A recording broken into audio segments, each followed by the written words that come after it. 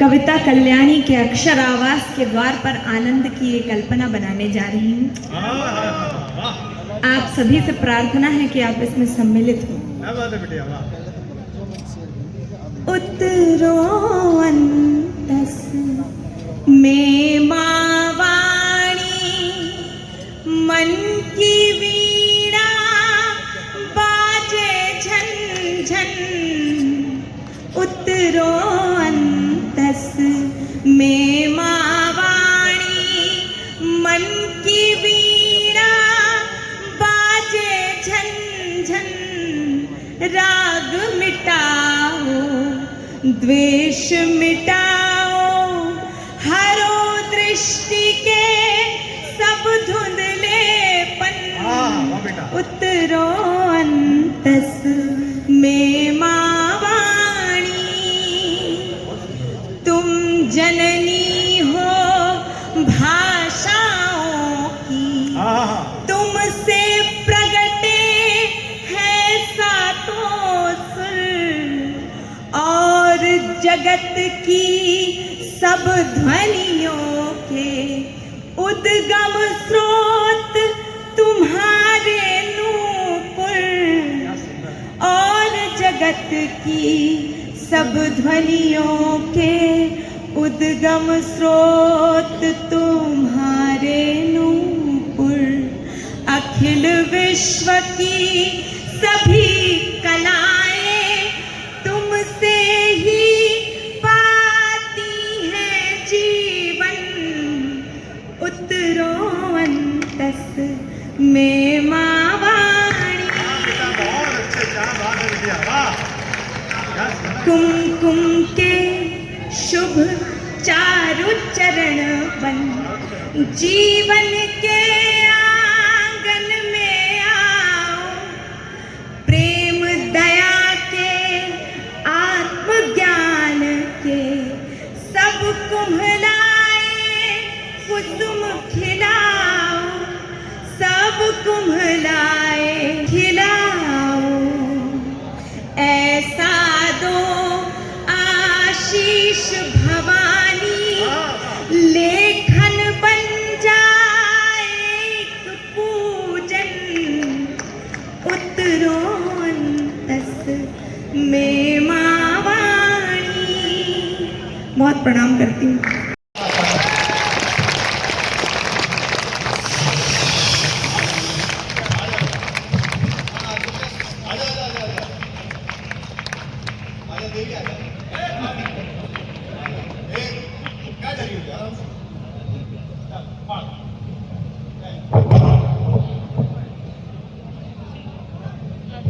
मैं भी सीख गई हूँ देख के।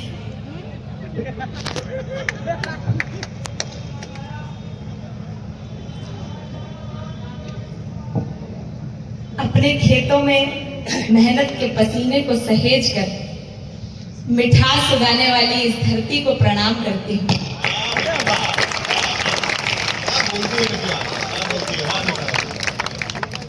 मेरे और आपके हृदय में विराजित माँ शारदा की छवि को नमन करती हूँ। आप सबकी चैतन्य और जीवंत उपस्थिति को प्रणाम करती हूँ। पंच परमेष्ठी प्रचार समिति और डिजिटल खिड़की के सम्मिलित उद्यम से आज का यह कार्यक्रम इतनी सुंदर शाम, इतना समृद्ध मंच सजाया गया है। और जिनके होने से इस मंच पर समृद्धि और श्री है, उन युग कवि, युग वक्ता, राम कथा मर्मज्ञ आदरणीय डॉक्टर कुमार विश्वास जी के चरणों में प्रणाम करती हूँ।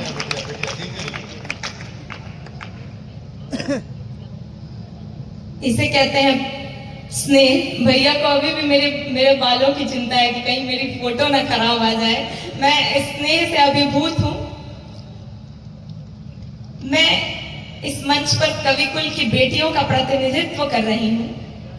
और जब भी हमारी सनातन परंपरा में हम किसी मांगलिक अनुष्ठान का आयोजन करते हैं तो घर की बेटियों को द्वार पर अल्पना सजाने की जिम्मेदारी दे देते हैं। मैं आज इस देहरी पर अपने कविताओं की एक कल्पना सजाना चाहती हूँ। आप आनंद के साथ इसमें प्रवेश करें। पंक्तियां सुन। थी दूर कहीं और कहीं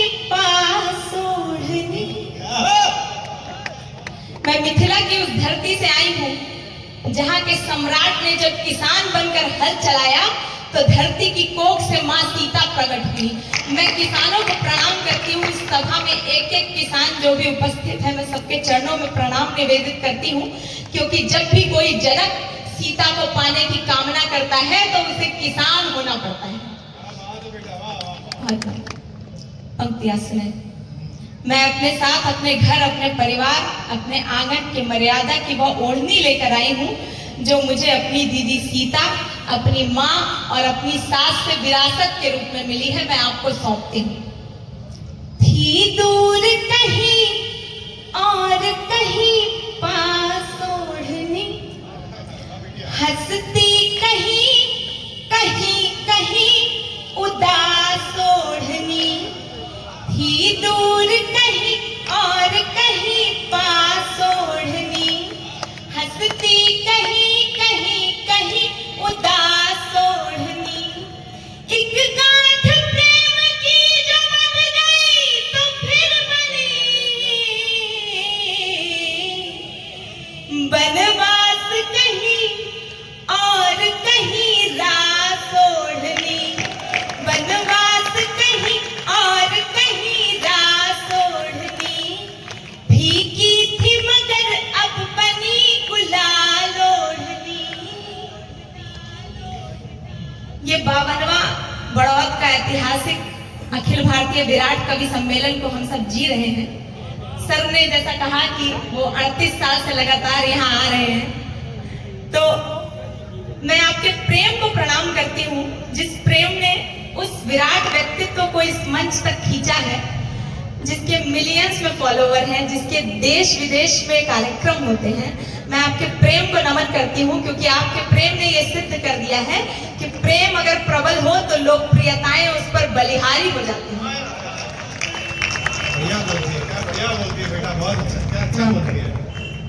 पंक्तियां सुनिए। हाँ बेटिया, 100 नीचे। भीगी थी मगर अब बनी गुलाल ओढ़नी,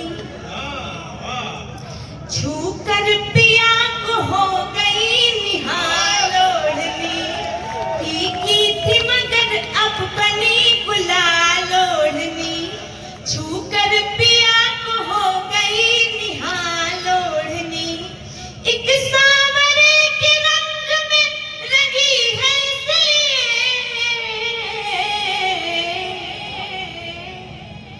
नीली सी लग रही है लाल लाल ओढ़नी, नीली सी लग रही है लाल लाल ओढ़नी। हाँ बेटा, बहुत अच्छे। माँ यमुना के जल से अभिसिंचित इस धरती पर खड़ी हूँ। मैं इसको प्रेम क्या सुनाऊंगी, ये प्रेम और माधुर्य का पर्यायवाची है। मैं पंक्तियां निवेदित करती हूँ। बहुत अच्छा भैया। थोड़ा समान थोड़ा मनहार ओढ़नी, हाँ बेटिया, वाह।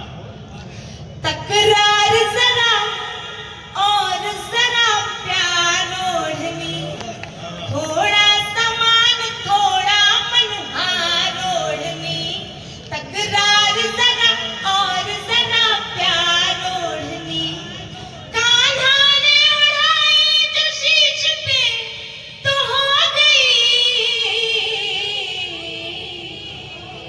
हाँ बेटा, राधा के लिए 16 सिंगार ओढ़नी, राधा के लिए 16 सिंगार ओढ़नी।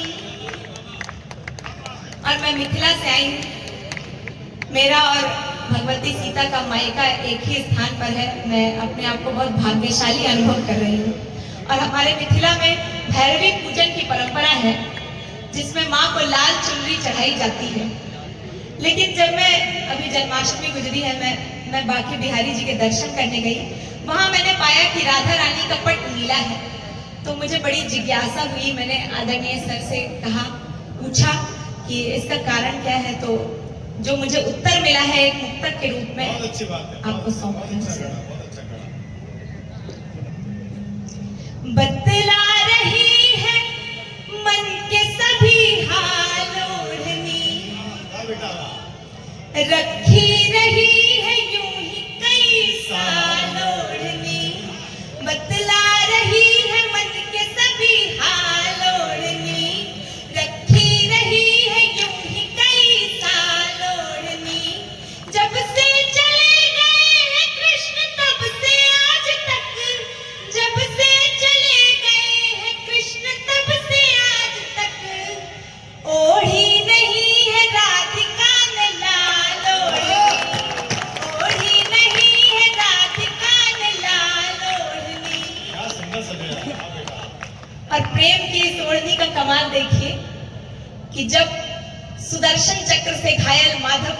पर कोई द्रौपदी अपनी ओढ़नी के किनारे को फाड़ कर एक छोटा सा टुकड़ा बांध देती है, तो संकट काल में वही छोटा सा टुकड़ा इतना बड़ा चीर बन जाता है कि समय के दुशासन खींचते खींचते थक्कड़ निढाल हो जाते हैं। मैं स्त्री के स्वाभिमान की पंक्तियां पढ़ती हूँ। स्त्री का संकल्प कहाँ तक जा सकता है, मैं वो तालियां पंक्तियां कम थी क्या बात है, क्या टिप्पणी पड़ी है। हाँ बेटा, हाँ बढ़िया भाषा है। हाँ थोड़ा उछाह थोड़ी परवाह ओढ़नी, वाह, खींची गई पलात तो एक आह ओढ़नी। वाह बिटिया, वाह बिटिया। थोड़ा उछाह थोड़ी परवाह ओढ़नी, खींची गई पलात तो एक आह ओढ़नी। सिमटी अगर तो तर्जनी के घाव पर बंधी, सिमटी अगर तो तर्जनी के घाव पर बंधी, बढ़ने लगी तो हो गई अथाह ओढ़नी, बढ़ने लगी तो हो गई अथाह ओढ़नी। वाह बेटा, बहुत प्रणाम करती हूँ आपकी साहित्यिक चेतना को। मैं मिथिला के पास के एक बहुत छोटे से गांव से आती हूँ और ओढ़नी हम स्त्रियों के श्रृंगार का, हमारी अस्मिता का एक प्रतीक है। लेकिन जब बात हम गांव देहात की स्त्रियों की होती है तो लोग अक्सर उपहास में कह देते हैं कि इन्हें बनार श्रृंगार का क्या पता। तब मैं मन ही मन बड़ा हंसती हूँ। मुझे केवी शाला के अपने गुरु भाई, एक बड़े अच्छे शायर हैं आदर्श दुबे जी, उनका शेर याद आता है कि गांव का हुस्न देखिए साहब, गांव का हुस्न देखिए साहब, चांद कच्चे मकान में रहता है। जिन्होंने केवल ब्यूटी पार्लर में घंटे 2 घंटे भर की डेंटिंग पेंटिंग देखी हो, वो क्या जाने कि जब प्रकृति किसी श्रम नायिका का, किसी गांव की बेटी का श्रृंगार करती है तो उसमें घंटे 2 घंटे का समय नहीं लगता, बल्कि कई कई ऋतुएं लग जाती हैं। मैं एक सच्चे श्रृंगार का गीत पढ़ना चाहती हूँ। बहुत अच्छा गीत है, बहुत अच्छा गीत है बेटा। मैं पढ़ती हूँ। हाँ बेटिया। तुमने देखे हाय हाय हाय हाय। है बस चूड़ी, कंगन झुमके, अरे तुम क्या जानो श्रृंगार। तुमने देखे है बस चूड़ी, कंगन झुमके, हाथ, सुनो क्या होता है श्रृंगार, सुनो क्या होता है श्रृंगार। तुमने देखे है बस चूड़ी, कंगन झुमके, हाथ, सुनाती हूँ तुमको श्रृंगार, सुनो क्या होता है श्रृंगार। आधुनिकताएं और फैशन शहरों में मॉडल्स के लिए रेड कारपेट बिछाते हैं, लेकिन गांवों में प्रकृति गांव की गुजरियों के लिए ग्रीन कारपेट बिछाती है। तब मेरे जैसी गांव की एक लड़की इस बंध को आप सभी के समक्ष रखने का साहस कर रही है। मैं आपका आशीर्वाद मांगते हुए ये बंध आपको सौंपती हूं। बहुत अच्छा पढ़ो बेटिया, बहुत अच्छा। सुनो क्या होता है श्रृंगार, सुनो क्या होता है श्रृंगार। धन खेतों में धान काटती जब कोई मजदूर, हाँ जब कोई मजदूर, उसकी कत्थई आंखों में उग आते सपने अनगिन, उग आते सपने अनगिन। मिट्टी वाले हाथों से जब छू जाता है चेहरा, जल उठती दोपहर, सूरज रह जाता है ठहरा। उसका माथा चूम पसीना मोती बनकर दमके, पोखर का पानी तब उसका मुखड़ा छूकर चमके, उबटन बनकर मलती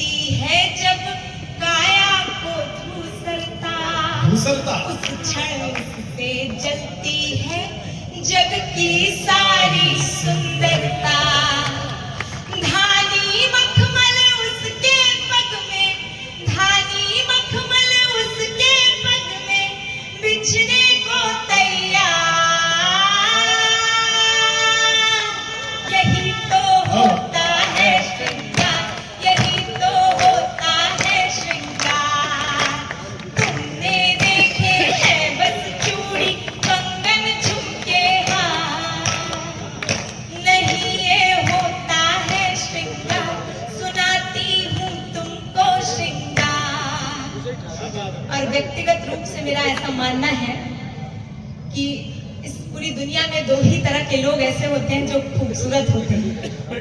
एक वो जो मेहनत कश होते हैं और दूसरे वो जो प्रेम में होते हैं। और आपकी तालियां नहीं आई इसका मतलब कि आप कहीं ना कहीं अपनी कैटेगरी सोच रहे हैं कि आप कौन सी वाली कैटेगरी में आते हैं। नहीं, ये मेहनत कश है और प्रेम में भी है, ये प्रेम में मेहनत कश है। मुझे यही लगता है। उसको देखा, उसे आंख मारी वाली है। तभी उस गीत में तालियां बजाई। हाँ सुनिए। हाँ बेटिया। सुनो क्या होता है श्रृंगार, सुनो क्या होता है श्रृंगार, इतना पावन होता देखो रूप एक बिरहन का। हाँ, रूप एक बिरहन का, गुदना से उसके हाथों पर नाम लिखा साजन का। हाँ, नाम लिखा साजन का, जीती है वो बिछुड़न का संबल हाथों पर टीके। काली रेखाओं के आगे सब टैटू फीके। उन काली रेखाओं के आगे सब टैटू फीके। वो अंगुरी में नस्ले मिया नगनिया रह रह गाए। कुछ पूछो तो अचरा दांतों से धर कर सकुचाए। उसकी चंपई रंगत में तब लाली घुल जाती है। बच्चे वाह, जीती रहो। नैन सजल फिर भी गालों पर लाज मंडती है। सच पूछो तो लाज नहीं है, सच पूछो तो लाज नहीं है, ये है पहला प्यार। यही तो होता है श्रृंगार, यही तो होता है श्रृंगार। तुमने देखे हैं बस चूड़ी कंगन झुमके हार, नहीं ये होता है श्रृंगार, सुनाया तो तुमको श्रृंगार।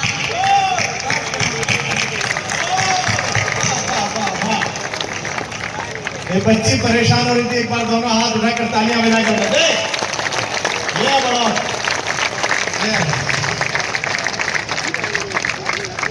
देख, क्या बात है, कितना प्रेम की बातें लेके जा रही है। वाह वाह वाह, जीती रहो। इसको मैंने पहली बार सुना तो मुझे, जब मैंने इसे पहली बार सुना आगरे में, तो एक ही शेर याद आया मुझे। वो शेर ठीक लगा हो।